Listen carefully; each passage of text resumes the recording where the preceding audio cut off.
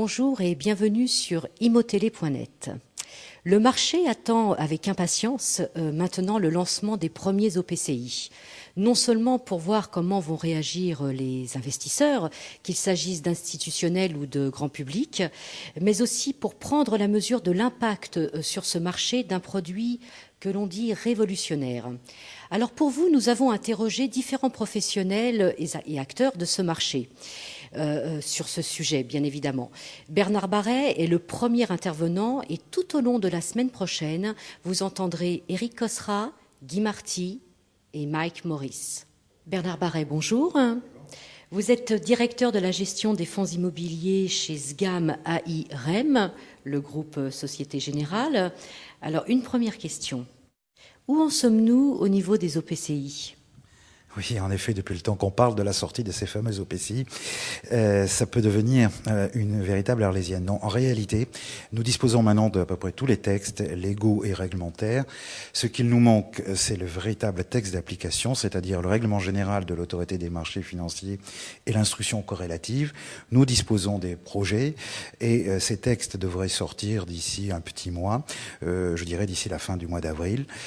Partant de là, il reviendra ensuite aux sociétés candidates à la gestion des OPCI de se faire agréer.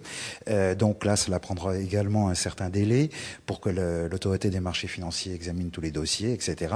Bref, sans trop rentrer dans des détails, nous imaginons que les premiers OPCI pourront naître, disons, à la rentrée, ou si ce n'est sur la plage en été, mais plutôt à la rentrée.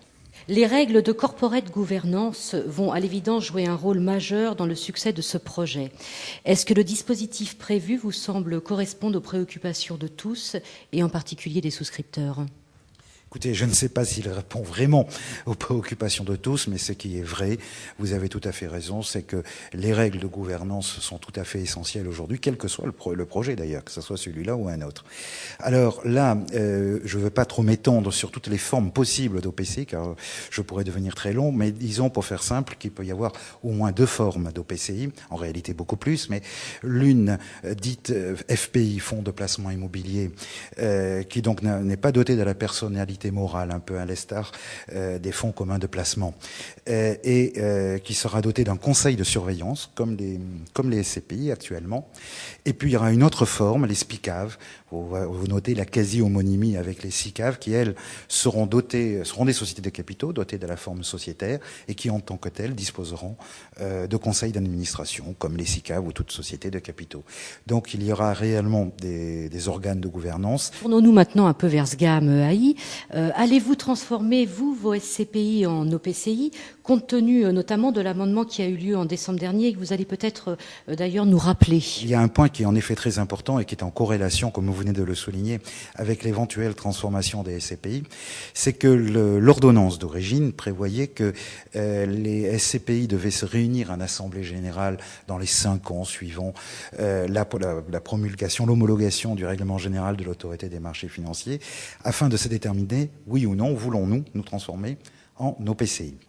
Et que en cas de réponse négative, non, nous ne voulons pas. Certes, ces SCPI pouvaient continuer à vivre leur vie de SCPI, sauf que elles étaient quand même dans une certaine mesure brimées, puisqu'elles ne pouvaient plus, à partir d'une certaine date, il était prévu 2009, peu importe, procéder à de nouvelles augmentations de capital.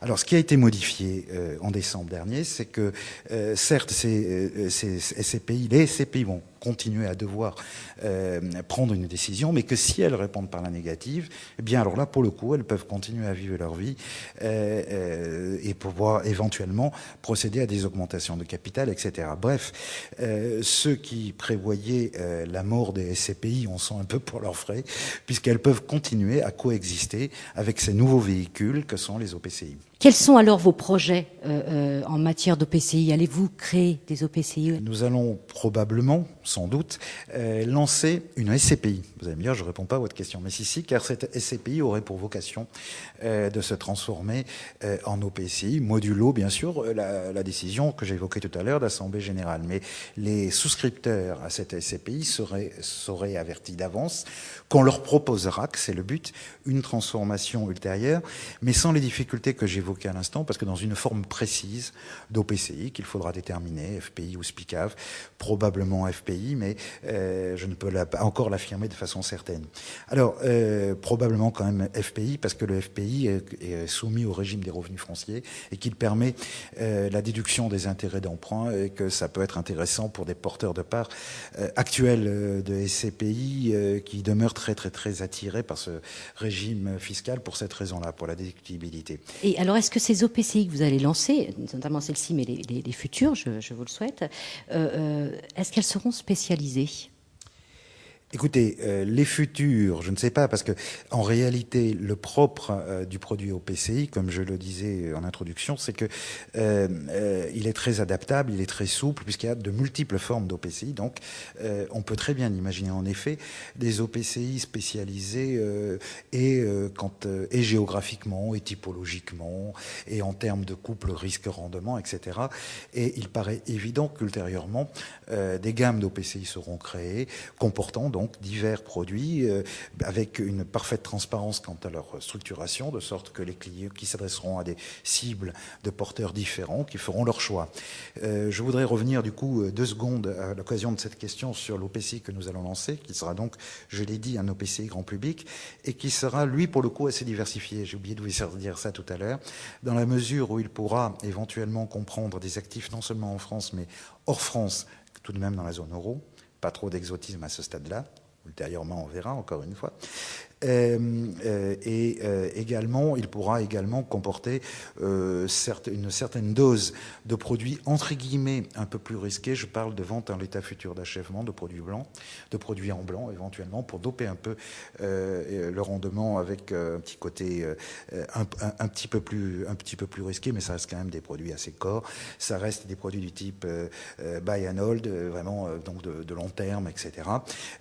Donc un produit assez diversifié et assez peu, je vais essayer de parler français, leveragé, assez peu endetté. C'est bien, ça fait du bien de temps en temps. Oui. assez peu endetté, enfin endetté dans certaines limites, pour que la dose de risque que j'évoquais tout à l'heure reste quand même très réduite, sachant que c'est quand même un OPCI qui s'adressera à une typologie de clients qui pourraient être des porteurs de parts de SCPI, donc quand même des produits assez core. Bernard Maret, merci beaucoup pour toutes ces précisions extrêmement intéressantes.